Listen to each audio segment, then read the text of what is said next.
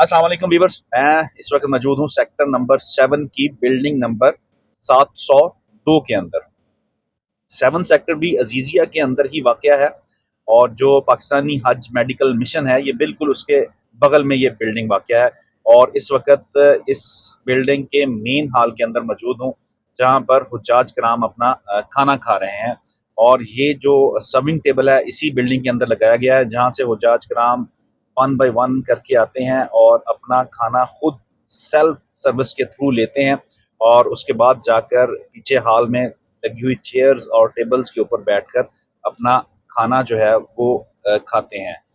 आज का जो मेन्यू है उसके मतलब बताता जाऊँ। आज के मेन्यू में मटन कोरमा, आलू पालक, 2 किस्म की रोटी, एक सऊदी खुब्स और एक पाकिस्तानी, साथ लबन जिसे लस्सी भी बोलते हैं हम, और फ्रूट में बनाना और साथ ठंडा पानी दिया गया था।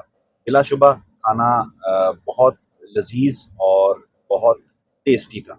हज 2025 की अपडेट्स के लिए फॉलो ज़रूर करें।